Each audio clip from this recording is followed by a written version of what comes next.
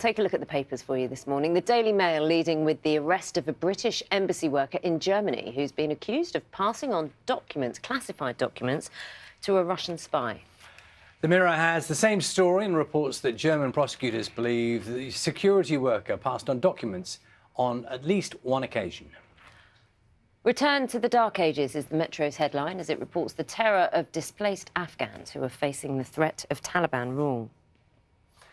And the Eye reports that ministers are backing a pilot scheme to install air purifiers in classrooms as part of efforts to keep schools open this autumn.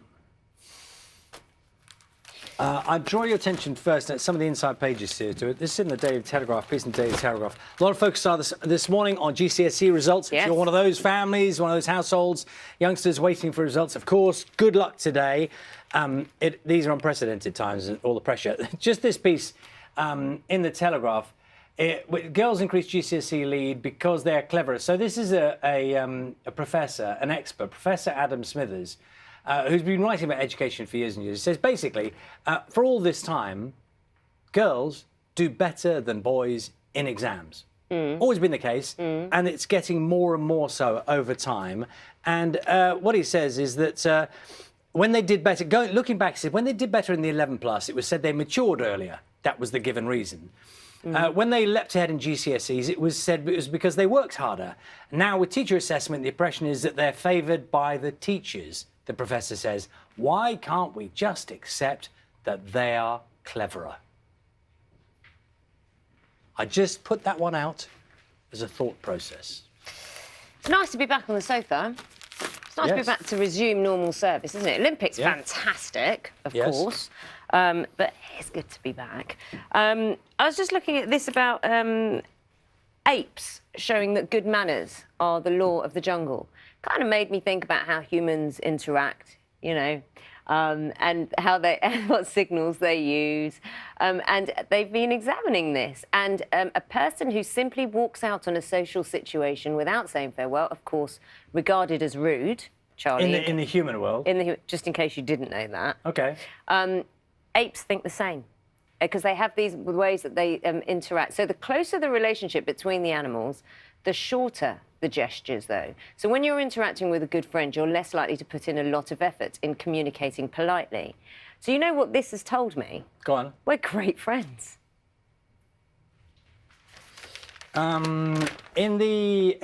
This story, I think there's quite a lot of talk about this at the moment.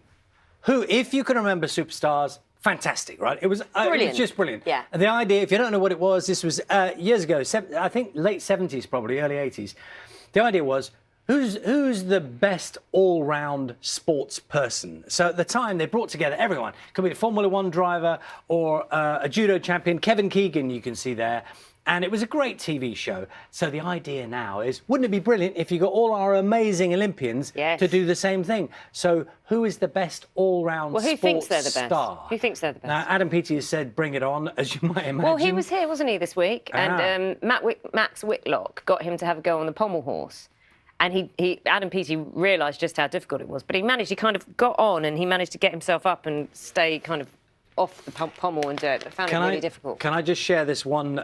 I don't remember this, actually, but let me read this out for you, actually. So they brought in all the biggest sports stars of the time from different sports stars. In the 70s, they brought in Stan Bowles, the footballer, and the legendary Formula One star James Hunt. So it's 1976 episode. Now, these were two men who had a different way of going about training for their normal sports. You know, slightly different way of going about business. And so Stan Bowles was on the show and he'd done very well. His preparation involved a big night out with James Hunt, and they tended to be big nights out. And then he was in the final.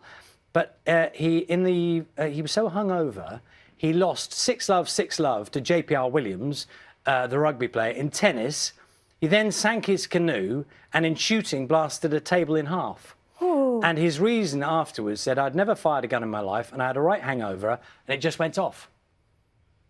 That's actually... Can you imagine health and safety now in, like, 2021? Yeah. Imagine even letting anyone have a live gun. I think the beauty of it was that they were trying sports that they weren't known for. 70... So then it's a bit of a levelling off. Sean, more with us? Yeah, Superstars. I'm with you. Hi. Yeah. Hi. 73 to 85 first There you era, go. and then it had some reincarnations, didn't it? Like the idea. Sounds good to me.